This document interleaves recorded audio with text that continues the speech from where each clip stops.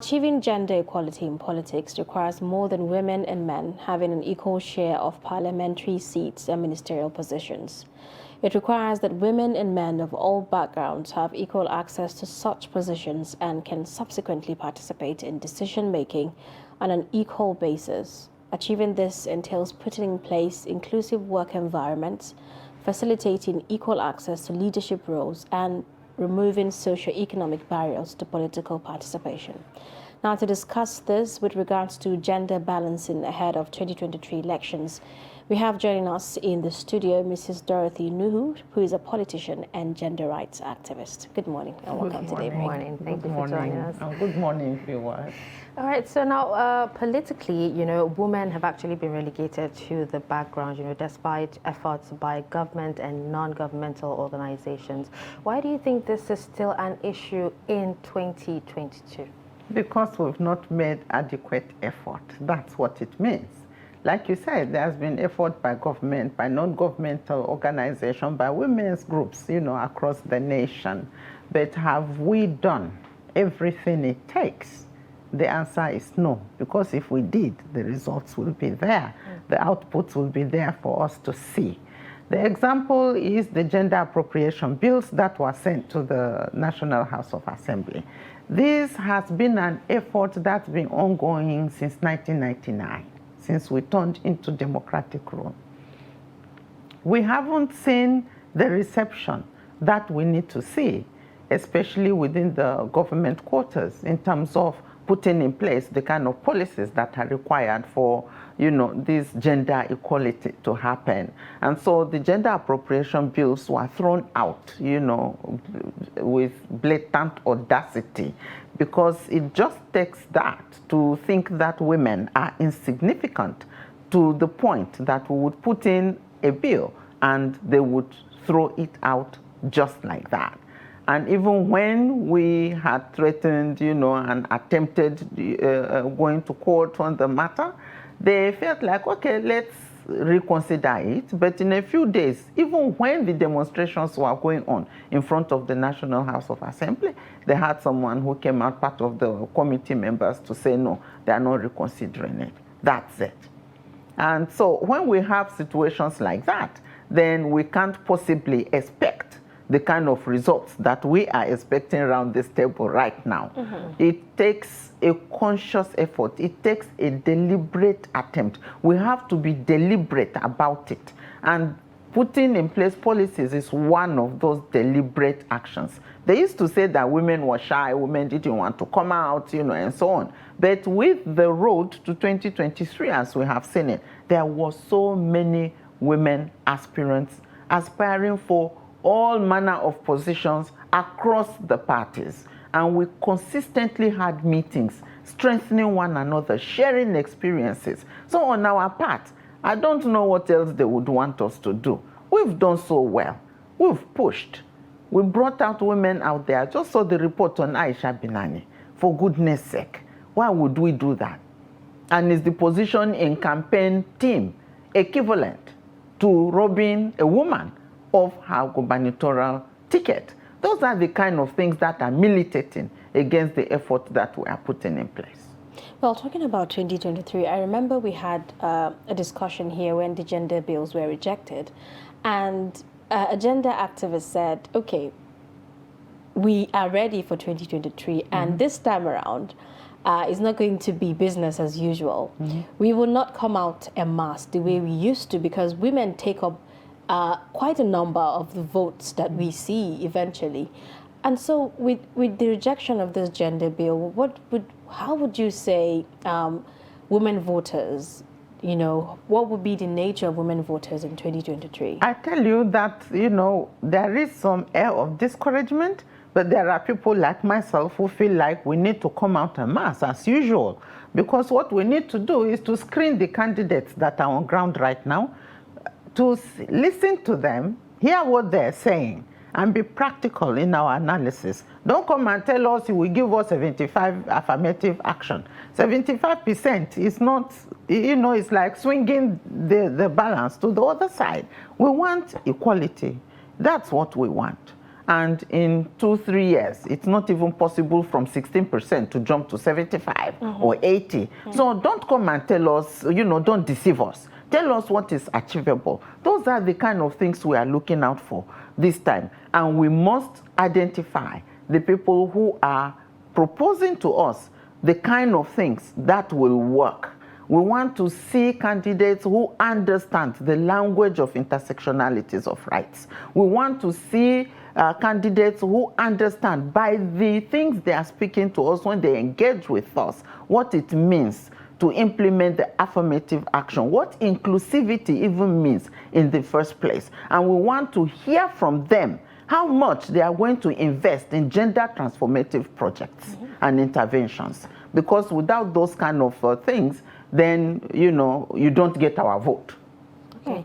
Now, can you assess the inclusion of women at different cadres of the 8 years of governance by, the President Buhari-led administration for us?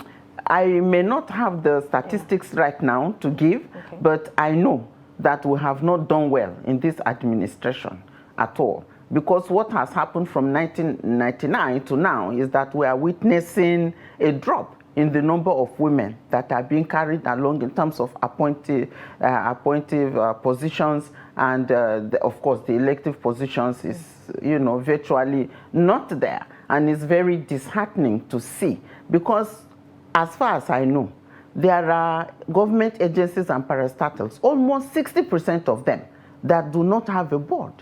They are being run by people who are, like acting positions. What is wrong with getting women to fill in these positions? We have women who have the qualification, who have the capacity, who have the experience.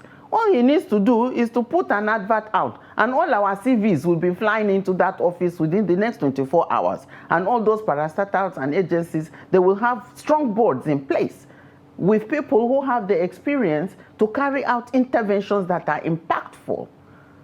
So we need to do a lot more than this administration has done, and much more, because Beijing has been how many years down the line? And we are still talking about affirmative action and not even meeting up. It's such a shame that a country like us that took the largest delegation to Beijing is incapable of implementing the affirmative action. It's a big shame. Well, when you talk about gender equality, particularly in a country like Nigeria, you always hear, or let me say it this way, culture and religion always has a role. We always mention that on the table. What role has culture, and religion done, in regards to gender equality, particularly in politics? And my question is, whose culture and whose religion? If I look at the culture where I come from, I'm Gbagi by tribe. Before colonialism, we didn't have all these segregations. Women owned farms. Women went to farm. Everybody will carry their hoes and everything, and they owned the products of their farms. It is colonial mentality that has brought about this discrimination that we are seeing, because that is what comes with the politics, with the white-collar jobs and so on.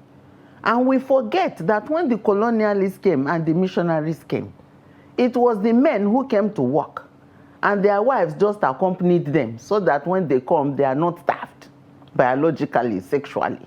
So the women will come and cook for them and be knitting under the trees when the men have gone to work to explore our natural resources and our human skills and capacities. And we just thought that that was the way to live. And so the colonialists have long been gone, and we are keeping the legacies of colonialism till today. Those ones have more than changed their system. They are up to date with all the treaties and consensus documents. We are still keeping the laws that they brought and left behind for us. We need to question whose culture is it that is influencing the things that we are saying. We need to question who is interpreting the religious texts that are making us think that it is religious for women not to be in position of leadership. as far as I know, there are no religions that discriminate against women's leadership. Islam with the Prophet, whose wife, first wife, was very industrious. He was in fact working with her. And then he married her. He didn't tell her to go and sit in the kitchen. Business continued without her support. How far would his campaign have gone? How far? And when we look at the Bible, it's the same thing. There are women of distinction all through the Bible. In fact, that is the book where you see sex workers becoming legends in the Bible. All right, so let's talk about the political parties themselves. Do you think these parties, implement supportive measures to encourage, their female party members? I think that is all tokenism.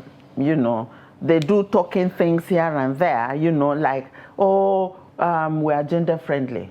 So let's have a position for woman leader. Let's have a position for youth leader.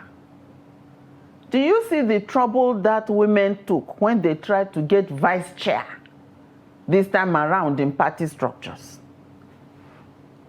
There was lots of frustration.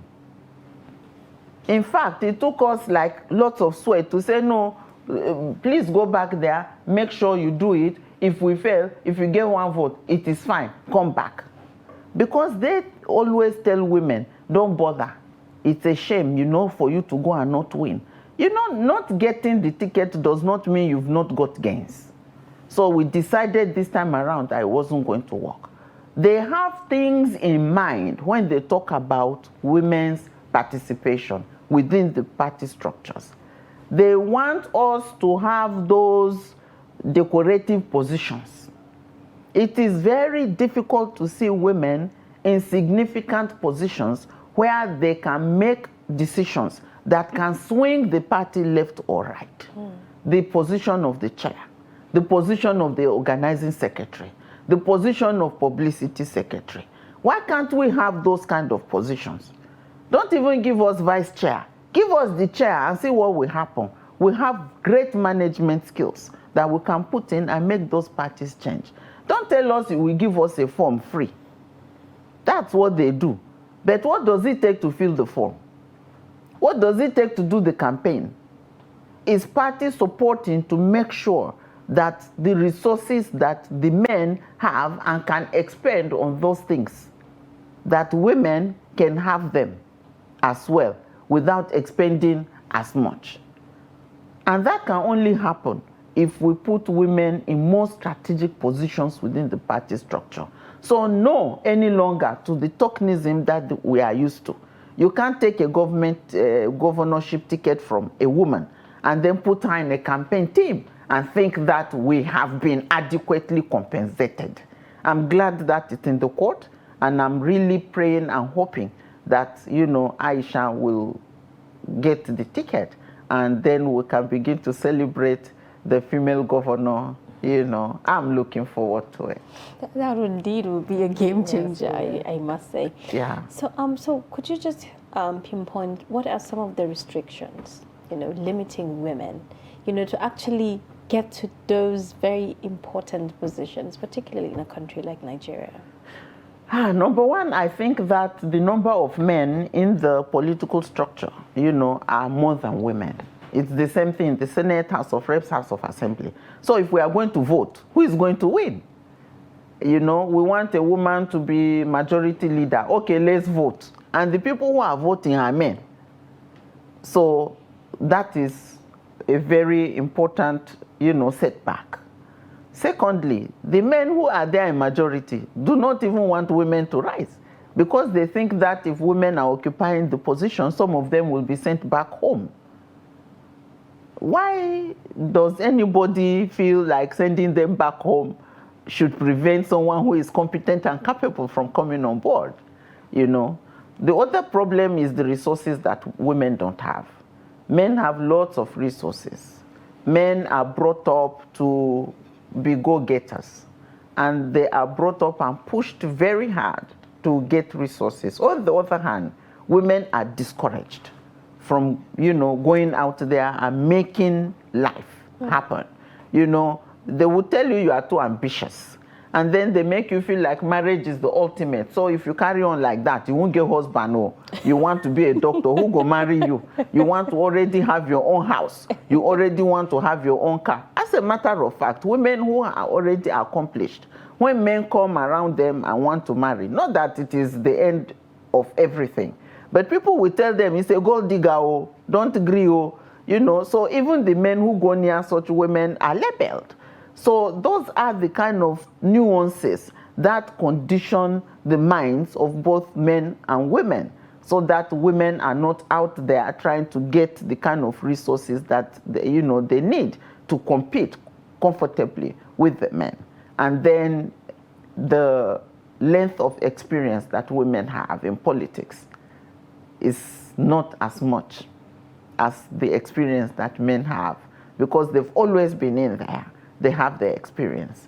We do not have that much experience because we are, you know, just coming on board. And experience plays a big role in these matters. You know, like, what do you do if you are asked to step down for somebody in the party? What are the things you consider? What do you do if you join a party and you want a position and another woman is already there wanting it? How do we come outside and bargain and negotiate so that the two of us or three of us are not fighting in the same party for the same position? You know, those are things that men know how to work, and we need to learn to work those works too. Okay, so you were the presidential, you know, aspirant of the SDP, and you stepped down for the current candidate. Now, are you dissatisfied, you know, with the position, considering that you also resigned from the party? Yes, for very many reasons. Yes. For very many reasons. I understand, like I said, that, you know, limited experience did play a role in the negotiations for stepping down. And it was men all over again who were in charge of those negotiations. And I was hardly briefed, you know, or adequately briefed.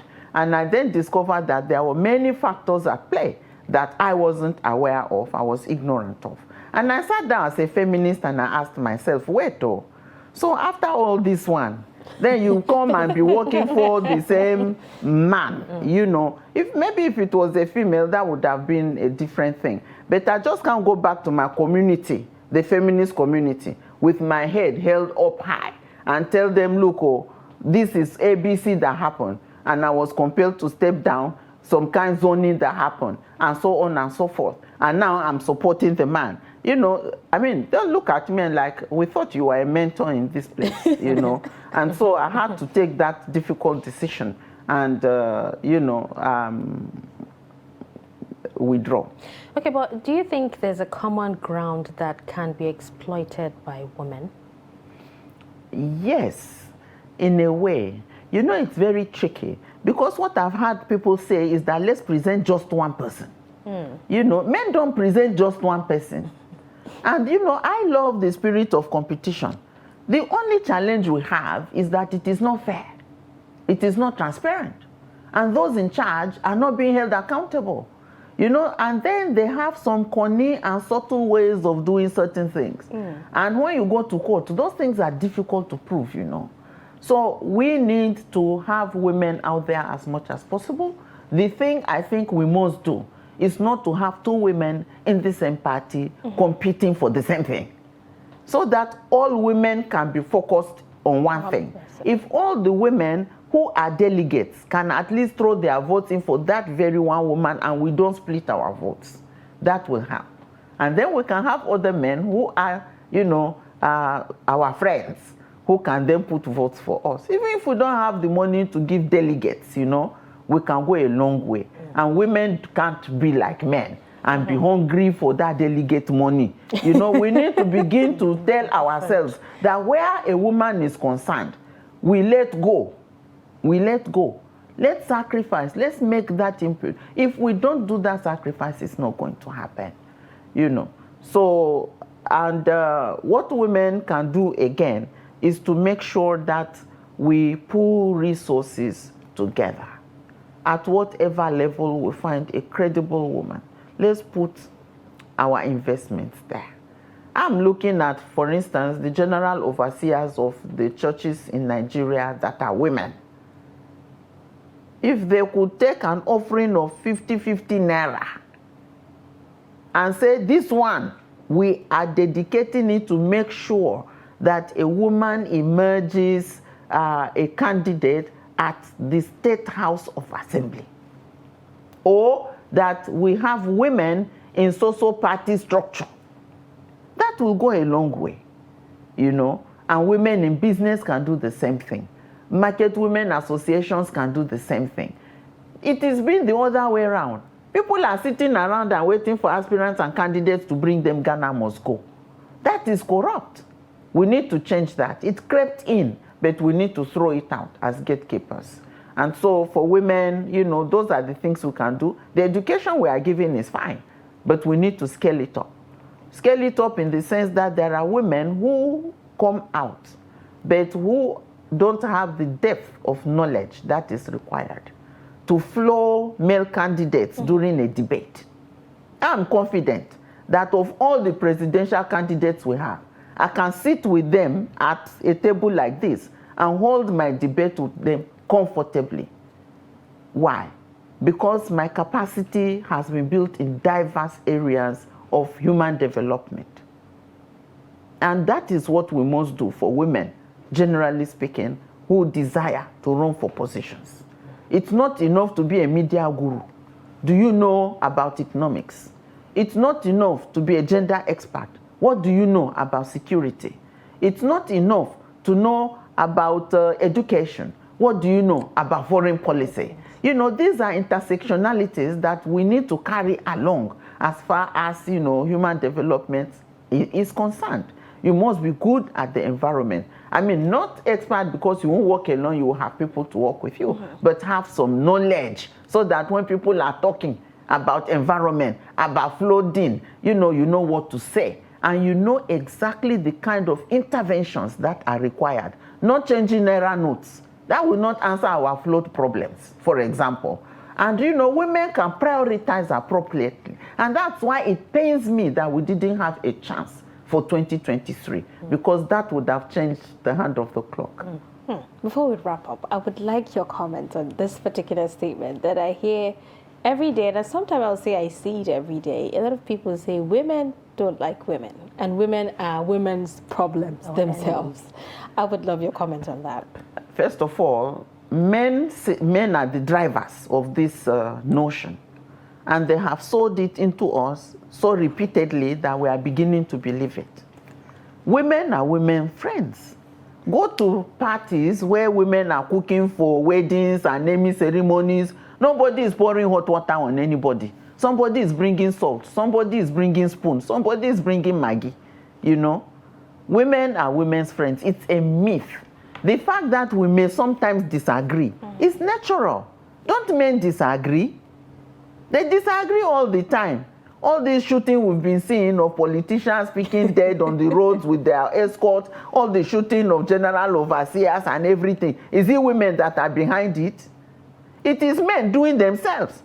So why is it that when we have our own minor disagreements, for which we do not threaten one another's lives, they make it look as if we are at each other's throats? I'm a feminist. I have worked with women for over 25 years. And those women are still my allies. They are still my support network till tomorrow. What they tell me is, we trust the decision you have made and we are solidly behind you. That's what I hear all the time from my women. Well, that's very, very interesting. And thank you so much for that comment. It gives us some form of relief. Yeah. And, you know, when we hear people say, women are women's problems. No, we are not. It's a myth to keep us at each other's throat. And we need to debunk it by continuing to live as sisters, just the way we have right now and here. we're going to take that with us, absolutely. All right, thank you so much for, discussing with us on gender balancing ahead of the 2023 elections this morning, ma'am. Thank you so much. Thank you.